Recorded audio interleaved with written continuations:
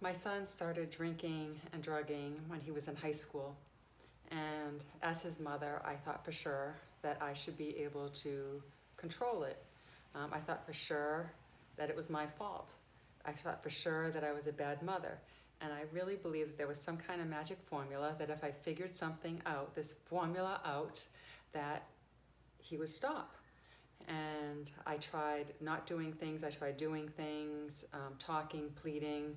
But meanwhile, he was getting into more trouble, and my frustration and anger and disappointment and enormous amounts of guilt were just growing as well. And I hit my bottom. It was the frustration and the anguish. I was just overwhelmed, and I was exhausted, physically, mentally, spiritually, on every level. I was depleted, and so I sought help. And the first time I sought help, I learned something that really changed my life. It was like a doorway to another way of life, or another way of looking at the situation. And what I learned it's something very simple. It's called the 3 C's, that I didn't cause his problems, I couldn't cure him, and I couldn't control him. And when I heard that,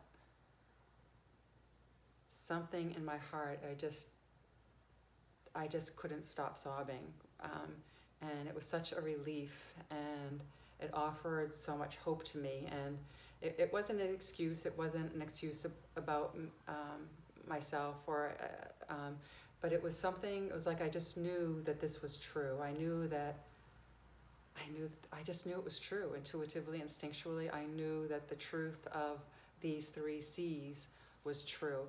And I began my own inward journey, looking at my own part in the situation. Certainly my anger and frustration and my panic was not helping him. It wasn't helping me, and it wasn't helping him.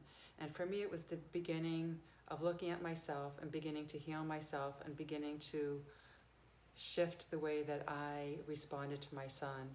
And previously, I had been reacting to him, just reacting to every situation. Every time he would get into trouble, it was one reaction after another reaction after another reaction.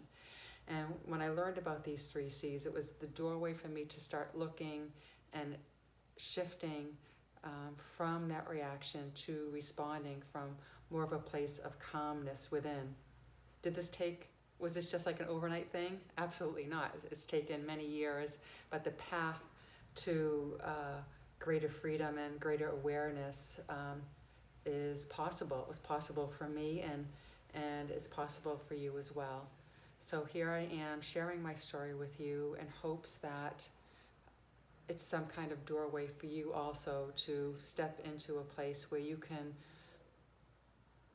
shift something within yourself so that you can also be more present in a loving way for yourself and your loved one who is struggling with addiction. And I'm available on Transforming to Joy, which is my website, and it's also the title of the book I wrote. And you're welcome to email me and peruse the website, and I offer you my experience, strength, and hope as you journey on. Take good care.